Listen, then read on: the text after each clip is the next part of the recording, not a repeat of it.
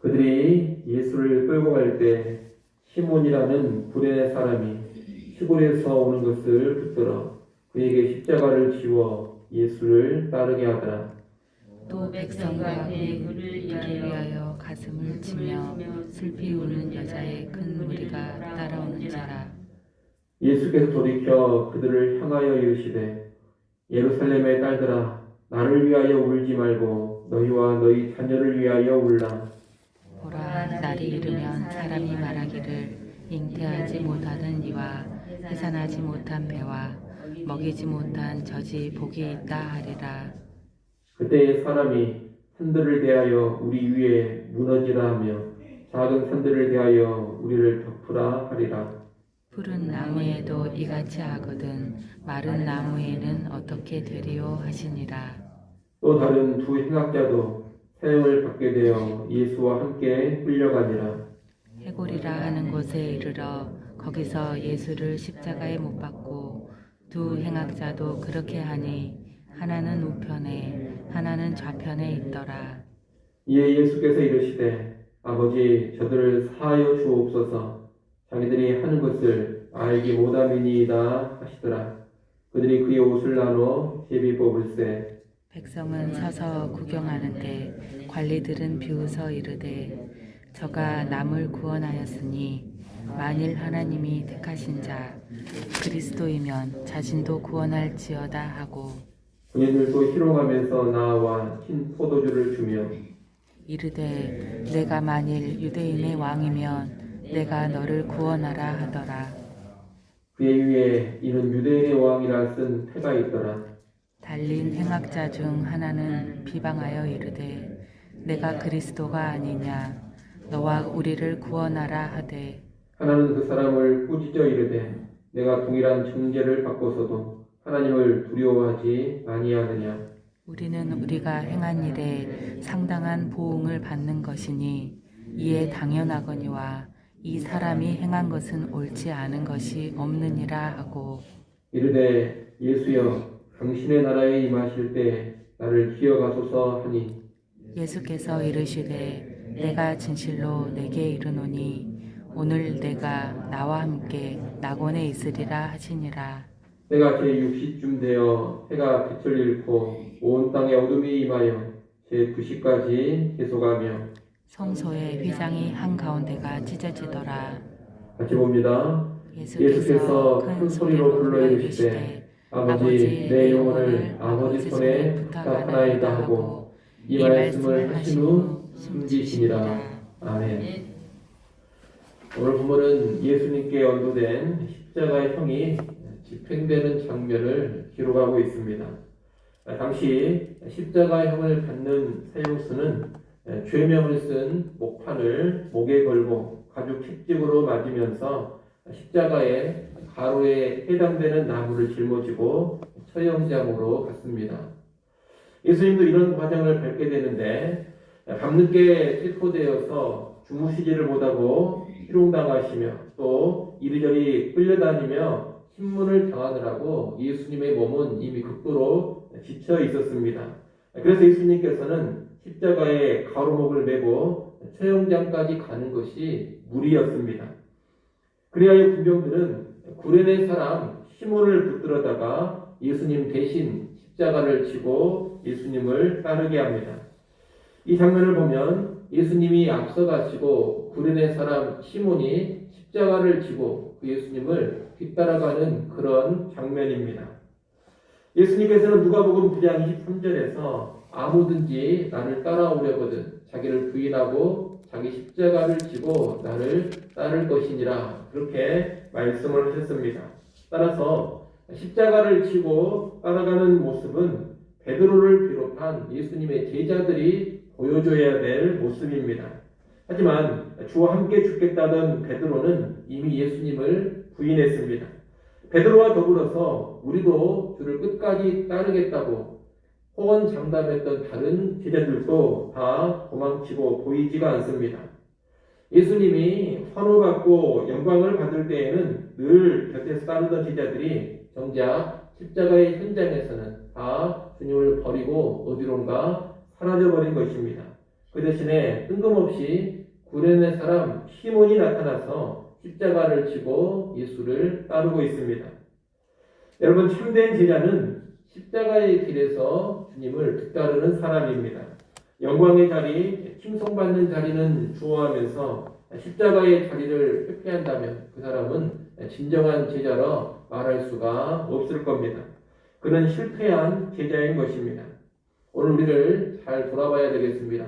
오늘 나는 주님의 영광에만 참여하는 사람인가? 아니면 주님의 순환에도 함께 참여하는 사람인가? 바라기는 주님의 영광에만 동참하는 그런 사람이 아니라 주님의 순환에도 함께하는 그런 사람이 될 수 있기를 바랍니다. 고난의 자리, 십자가의 자리에서는 어디론가 다 도망치고 사라져버리는 그런 사람들이 되지 마십시오. 고난의 자리를 지키고자 하고 십자가의 자리에 꼭 함께하고자 하는 그런 진정한 예수의 제자들이 될 수 있기를 바랍니다. 예수님께서 수영장으로 끌려가실 때 많은 사람들이 뒤를 따랐는데 그 가운데에는 가슴을 치며 슬피 우는 여자의 큰 무리가 있었습니다. 이 여인들은 도망친 제자들과 대조적입니다. 남자 제자들은 다 도망치고 사라져버렸습니다. 그런데 오히려 예수님을 따르던 여자들이 십자가 처형의 자리까지 슬피 울면서 뒤따르고 있습니다. 고난의 자리에 이 여자들은 함께하고 있는 것입니다. 우리는 이 여인들의 모습도 주목하면서 오늘날 내가 어떤 사람으로 서야 하는지를 다시금 돌아볼 수 있어야 되겠습니다. 그런데 예수님께서는 슬피 우는 이 여자들을 향해서 28절의 말씀을 하십니다. 우리 28절 말씀 같이 한번 읽어보겠습니다. 28절 함께 읽습니다. 예수께서 돌이켜 그들을 향하여 이르시되 예루살렘의 딸들아 나를 위하여 울지 말고 너희와 너희 자녀를 위하여 울라. 아멘. 지금 여인들은 십자가의 고통과 죽임을 당하는 그 예수님으로 인해서 애통하고 있습니다. 그런데 예수님은 애통의 대상은 내가 아니라고 하십니다. 애통의 대상은 내가 아니라 너희와 너희 자녀들이다. 그렇게 말씀을 합니다. 왜 그렇습니까? 예수님의 죽음은 구원을 이루기 위해서 반드시 가야 할 길이요. 부활의 영광으로 끝날 일이지만 예수님을 배척한 이 예루살렘은 참혹한 심판으로 끝날 것이기 때문입니다. 이어지는 29절로 31절의 예수님 말씀은 장차 예루살렘에 임할 심판을 언급하는 말씀입니다. 예수님은 지금 죄로 인한 예루살렘의 심판을 인식하고 그 심판 앞에서 크게 고통당할 수 있는 너희와 너희 자녀들을 위해서 애통하라. 그렇게 말씀하고 계시는 겁니다. 여러분, 우리는 이 예수님의 말씀을 주의 깊게 들어야 합니다. 우리가 고난주간을 보내고 있는데 이 고난주간은 그저 예수님에 대한 슬픔 때문에 마음 아파하고 우는 그런 기간이 결코 아닙니다. 예수님이 얼마나 아프셨을까, 얼마나 힘드셨을까, 그저 이런 감상적인 느낌에 잠겨가지고 예수님이 뭔가 짠하고 예수님이 뭔가 불쌍해서 눈물 짓고 그러는 기간이 아니라는 겁니다. 고난주간에는 십자가를 지는 예수님에 대한 슬픔이 아니라 그분이 십자가를 질 수밖에 없었던 우리의 죄와 우리의 악함에 대한 애통이 있어야 합니다. 십자가에 달리신 예수님 때문에 우는 것이 아니라 우리의 죄로 인해서 울어야 하고 이 땅의 죄로 인해서 통곡해야 합니다. 우리와 우리 자녀들의 믿음 없음과 우리와 우리 자녀들의 순종하지 못함으로 인해서 가슴을 치며 애통해야 하는 것입니다. 여러분, 십자가의 예수님은 결코 동정의 대상이나 연민의 대상이 아닙니다. 뭔가 예수님을 불쌍하게 보면서 눈물샘이나 자극하는 것은 바람직하지 않습니다. 예수님은 당당하게 십자가를 지셨습니다. 하나님의 뜻에 대한 순종으로 그리고 죄인된 우리를 향한 뜨거운 사랑으로 기꺼이 담대하게 십자가를 지셨습니다. 영광을 바라보면서 십자가를 지고 가셨습니다. 우리는 그 십자가 앞에서 무엇보다 우리의 심각한 죄인됨을 깊이 깨닫고 그 죄에 대해서 통회하고 자복하며 회개하는 심령이 되어야 하는 겁니다. 더 나아가 자격 없는 죄인을 위해서 죽어주신 그 놀라운 사랑에도 불구하고 여전히 나의 십자가 지기를 싫어하는 모습, 십자가가 아닌 세상을 사랑하면서 살고자 하는 그런 완악함에 가슴을 치면서 통곡해야 하는 것입니다. 나를 위하여 울지 말고 너희와 너희 자녀를 위해 울라, 이렇게 말씀하신 예수의 말씀을 이 새벽에 다시금 기억하시기를 바랍니다. 그 가운데 예수님의 십자가 앞에서 바른 심령으로 서는 우리 모두가 될 수 있기를 바랍니다. 예수님은 이제 해골이라 하는 곳에 이르러 두 강도와 함께 십자가에 못 박히십니다. 많은 사람들이 십자가에 달리신 예수님을 비웃고 조롱했습니다.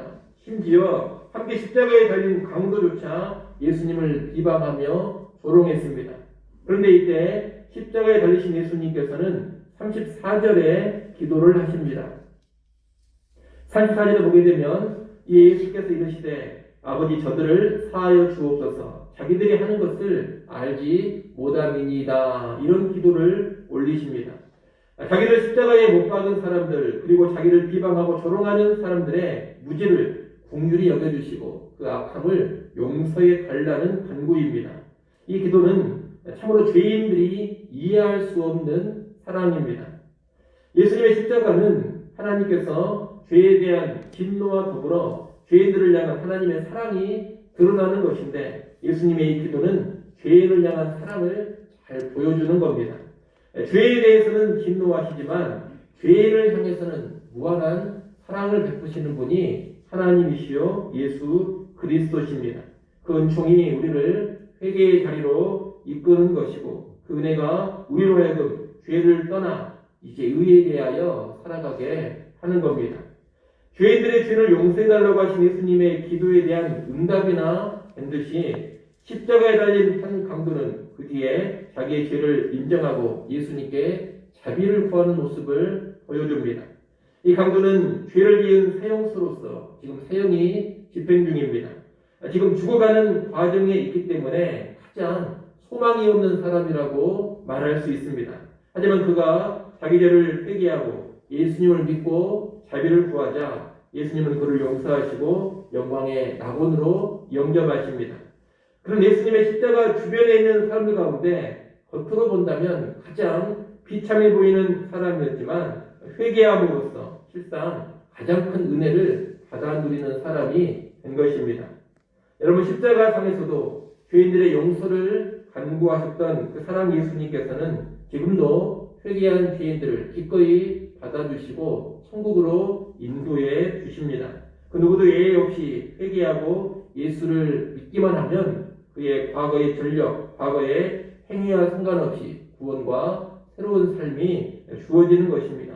또 가장 비참한 인생이라 하더라도 십자가에 예수 그리스도만 인정하고 영접하여 받아들인다면 최고의 은혜를 받는 사람으로 순식간에 변화가 되는 것입니다. 그러나 여러분, 오늘도 예수 그리스도를 믿는 자, 십자가의 그리스도를 믿는 자가 얼마나 복된 자요, 얼마나 은혜 받은 자인가, 이것을 마음 깊이 새기시기를 바랍니다. 가장 인간적으로 볼 때 비참한 자라 하더라도 십자가의 그리스도만 믿으면 가장 복된 자가 되는 것이 놀라운 비밀입니다. 이를 꼭 기억하면서 우리가 십자가의 은혜를 받았다면 최고의 은혜 받은 자인 줄로 아시고 감사할 수 있기를 바랍니다. 나아가 다른 사람들을 향해서도 십자가의 그리스도를 선포하시고 그 은혜의 복음을 널리 전하는 우리 모두가 될 수 있기를 바랍니다. 오늘 본문의 마지막 부분인 44절로 46절에 보면 예수님께서 운명하시는 모습이 나옵니다. 제6시 우리 시간으로 낮 12시인데 그 시간에 해가 빛을 잃고 온 땅에 어둠이 임해서 제9시 곧 오후 3시까지 계속됩니다. 이 어둠은 구약 이스라엘 백성이 출애굽하던 때를 떠올리게 합니다. 이스라엘이 출애굽하기 전에 흑암이 임했습니다. 그처럼 이제 십자가의 죽음을 통해 새로운 출애굽을 이루실 때에도 동일한 현상, 비슷한 현상이 나타나고 있는 겁니다. 구약의 출애굽은 하나님이 앞으로 이루실 진정한 구원의 예표가 되는 사건입니다. 예수님이 십자가를 통해서 실제적으로 구원을 성취하십니다. 우리를 죄와 사망에서 온전한 구원을 이루어 내시는 겁니다. 바로 이때 그 어둠이 임했습니다. 또 45절에 보면 성소의 휘장이 한 가운데가 찢어졌다고 합니다. 성소의 휘장이란 성소와 지성소를 구분해 놓는 휘장인데 그 누구도 이 휘장을 지나서 지성소로 들어가지를 못합니다. 다만 대제사장이 1년에 한 번 대속죄일에만 들어갈 수가 있었습니다. 다시 말하면 이스라엘의 대제사장조차 함부로 들어갈 수 없는 곳이 하나님의 임재의 장소인 지성소입니다. 그러나 이제 그 휘장이 찢어져 버렸습니다. 이 휘장이 찢어진 것은 이제 그 누구라도 지성소에 하나님께 나아가는 길이 활짝 열렸음을 의미합니다. 이렇게 어둠이 임하는 사건, 성소 휘장이 찢어지는 사건과 더불어서 예수님께서는 십자가에서 운명하십니다. 46절에 보면 예수님은 자기의 영혼을 아버지께 부탁하고 숨을 거두십니다. 이 땅에 계시는 동안 온전히 하나님 아버지를 신뢰하면서 순종으로만 사셨던 그 예수님께서 마지막 순간에도 하나님 아버지를 의지하면서 순종의 죽음으로 숨을 거두신 것입니다. 여러분, 이 순종의 죽음으로 인해서 예수를 믿는 새 이스라엘 백성들은 죄와 사막에서 완전히 해방되는 새로운 출애굽을 누리게 됩니다. 또한 예수님을 믿는 새 이스라엘 백성들은 찢어진 성소의 휘장 사이로 난 세계를 따라서 지성소의 하나님 앞에 담대하게 나아갈 수가 있습니다. 예수 믿는 사람은 누구나 하나님께 담대하게 나아가서 하나님과 교제하며 깊이 사귈 수 있게 된 것입니다. 이 놀라운 구원의 역사가 어디에서 이루어졌느냐? 바로 십자가에서 이루어졌습니다. 우리는 그리스도의 십자가의 죽음이 얼마나 놀라운 구원을 이루었는가 이것을 잘 알아야 되겠습니다. 그 죽음이 얼마나 위대한 은혜를 우리에게 가져다 주었는지를 늘 기억하며 감사할 줄도 알아야 하겠습니다. 여러분, 죄로부터의 해방, 죄로부터의 구원은 결코 다른 것으로 주어지지 않습니다. 하나님께 나아가는 길 결코 다른 것으로 허락되지 않습니다. 오직 예수 그리스도의 십자가로만 죄로부터 구원받을 수가 있습니다. 십자가의 그리스도를 통해서만 참 하나님께 나아갈 수가 있습니다.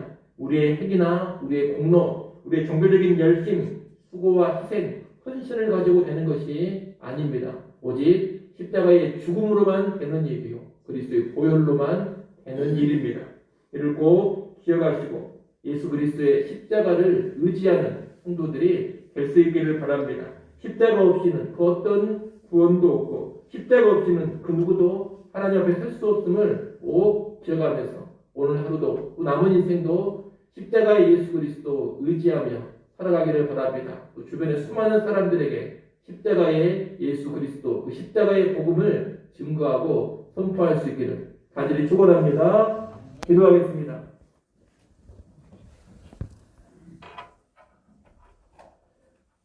하나님 아버지, 예수 그리스도의 십자가의 죽음으로 우리를 죄에서 구원하여 주시고 하나님 앞으로 이끌어 주셔서 참으로 감사를 드립니다.